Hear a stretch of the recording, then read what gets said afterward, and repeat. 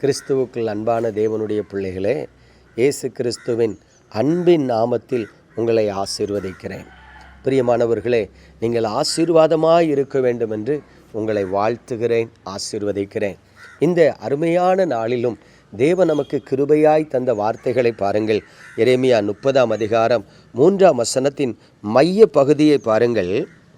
அப்பொழுது நான் இஸ்ரவேலும் யூதாவும் ஆகிய என் ஜனத்தினுடைய சிறையிருப்பை திருப்பி நான் அவர்கள் பிதாக்களுக்கு கொடுத்த தேசத்துக்கு அவர்களை திரும்பி வர பண்ணுவேன். நல்லா கவனிச்சு பாருங்க, ஆண்டவர் இங்கே சொல்றாரு, என் ஜனத்தை நான் மீண்டுமாக திரும்பி வர பண்ணுவேன் என்று சொல்லுகிறார். அதாவது இஸ்ரவேல் ஜனங்களுடைய சரித்திரத்தை நீங்கள் படித்து பார்த்திருப்பீர்கள் என்று சொன்னால், தேவனோடு கூட அவர்கள் அன்பாக இணக்கமாக இருக்கும் பொழுது கர்த்தர் அவர்களை ஆசீர்வதிக்கிறார், அவர்கள் ஜெபங்களை கேட்கிறார், அவர்கள் சத்துருக்களை அவர்கள் கையிலே ஒப்பு கொடுக்கிறார். இஸ்ரவேல் ஜனங்கள் சமாதானமாக ஜெயமெடுக்கிறவர்களாக ஆசீர்வாதமாய் பட்டணங்களிலே குடியிருந்தார்கள் என்று சொல்லி பார்க்கிறோம். ஆனால் எப்பொழுதெல்லாம் தேவனுக்கு விரோதமாய் பாவம் செய்தார்களோ அப்பொழுது தம்முடைய சொந்த ஜனம் என்று கூட பாராமல் இஸ்ரவேல் ஜனங்களை கர்த்தர் அந்நிய ஜாதிகளின் கையிலே ஒப்பு கொடுத்தார்.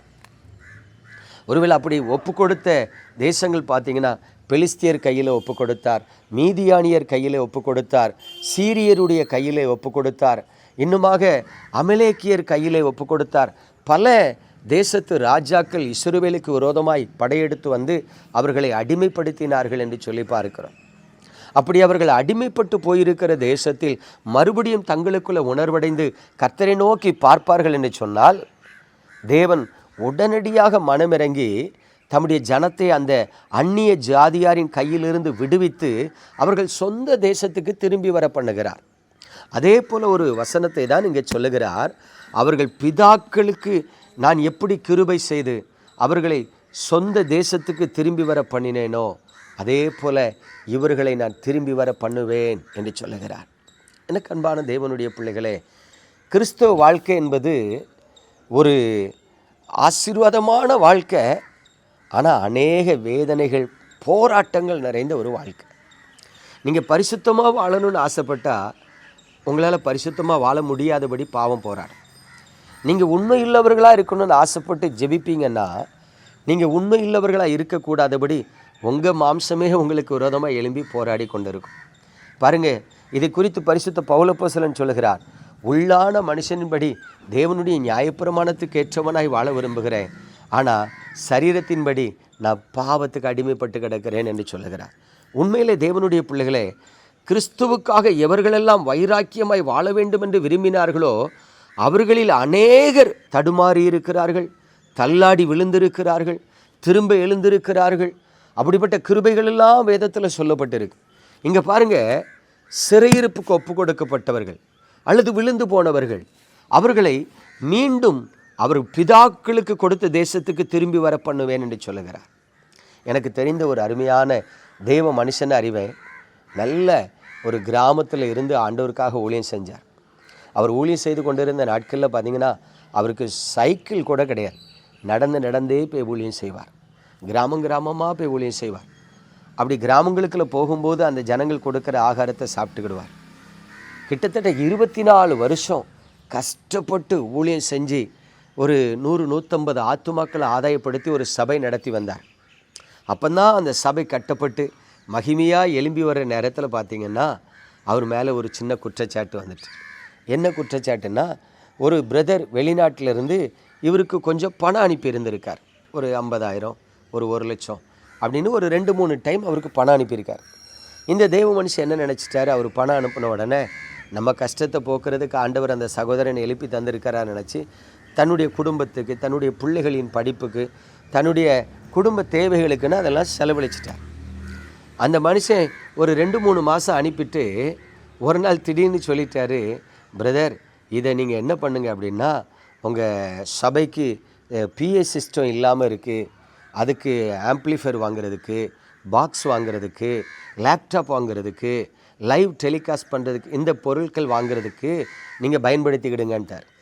இவருக்கு தூக்கி வாரி போட்டுட்டு, என்னடா அந்த மனுஷன் அனுப்பும்போது ஒன்றும் சொல்லாமல் அனுப்பிட்டாரு, ஆனால் இப்போ நான் எல்லாத்தையும் செலவழிச்சிட்டேன், இப்போ இவர் என்னென்னா ஆம்பிளிஃபையர் வாங்குங்க, பாக்ஸ் வாங்குங்கன்னு சொல்கிறாரு அப்படின்ட்டு அவர், ஐயா என்னை மன்னிச்சுக்கிடுங்க, நீங்கள் 2-3 மாதம் அனுப்பும்போது ஒன்றும் சொல்லாமல் அனுப்பின உடனே நானும் எனக்கு ஊழியத்துக்கு அனுப்புகிறீங்கன்னு நினச்சி நான் செலவழிச்சிட்டேன் ஐயா, குடும்பத்துக்கு செலவழிச்சிட்டேன், பிள்ளைகள் படிப்புக்கு செலவழிச்சிட்டேன் அப்படின்னு பாம்போல சொல்கிறார்.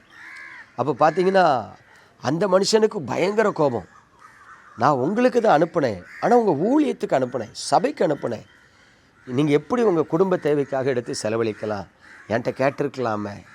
அப்போ இந்த போதகர் சொல்கிறாரு, ஐயா நீங்கள் என்கிட்ட சொல்லியிருக்கலாமே. ஒரு சின்ன மனஸ்தாபம், சரியா நான் எப்படியாவது பார்த்து உள்ளே வச்சிடுறேன் அப்படின்னு இந்த தெய்வ மனுஷன் சொல்கிறார். ஆனால் அதுக்குள்ளே அந்த செய்தி அந்த சபைகளில் ஒரு சிலருக்கு தெரிஞ்சு, அந்த கிராமத்தில் தெரிஞ்சு, அதுக்குள்ளே டக்குன்னு மக்கள் என்ன சொல்லிட்டாங்க, இந்த மனுஷன் பொய்யான மனுஷனாக இருந்திருக்காரு, பணாசை உள்ள மனுஷனாக இருந்திருக்காரு, அவர் ஒருத்தர் காணிக்கை அனுப்பின பணத்தை இவர் எடுத்து வீட்டுக்கு செலவழிச்சிட்டாராம். பாருங்கள், அவருக்கு ஒரு கெட்ட பேர், அவருக்கு ஒரு அவப்பெயர். சபைக்கு வந்த கொஞ்சம் மக்கள் திடீர்னு ஒரு 10-20 பேர் வராமல் நின்றுட்டாங்க.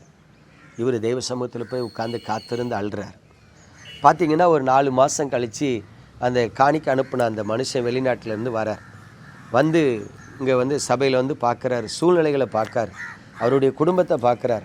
உண்மையிலே சபை கட்டப்பட்டு ஒரு 100-150 ஆத்துமாக்கள் வந்தாலும் போதகருக்கு சபையில் பெரிய வருமானம் வரல, பிள்ளைகளை படிக்க வைக்கிறது கஷ்டப்படுறாரு, குடும்பத்தை நடத்த கஷ்டப்படுறாருங்கிறத பார்த்த உடனே, சாரி பாஸ்டர் என்னை மன்னிச்சிருங்க, நான் 150 விசுவாசிகள் வர்றதுனால நல்ல காணிக்க தசமபாகம் வருமே, நீங்கள் ஆசீர்வாதமாக இருப்பீங்க நினச்சி தான் நான் உங்களை கடிந்து கொண்டேன், சத்தம் போட்டேன், என்னை மன்னிச்சிருங்கன்னு சொல்லி, பிறகு ஒரு நாள் சபை ஆராதனையில் அவர் வந்து என்னுடைய தவறுதல்லாம் சொன்ன பிறகு, அதுக்கு பிறகு நிறையா பின்வாங்கி போன ஜனங்கள் கொஞ்சம் பேர் திரும்பி வந்தாங்க.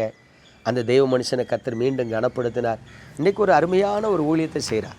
எதுக்காக சொல்கிறேன்னா, சில நேரத்தில் காரணம் இல்லாமல் நீங்கள் குற்றஞ்சாட்டப்படலாம், இல்லை உண்மையிலே நீங்கள் தடுமாறி இருக்கலாம், விழுந்து போயிருக்கலாம், ரட்சிக்கப்பட்டவர்கள் ரட்சிப்பு இழந்திருக்கலாம், அபிஷேகம் பெற்றவர்கள் அபிஷேகத்தை இழந்திருக்கலாம், நீங்கள் வஞ்சிக்கப்பட்டிருக்கலாம், ஏவாளை போல உங்கள் ஆவியில் ஒரு வெறுமையாக இருக்கலாம், இன்றைக்கு நீங்கள் ஜெபிக்க முடியாத நிலையில் இருக்கலாம், அல்லது ஜெபித்தாலும் சமாதானம் இல்லாத நிலையில் இருக்கலாம்.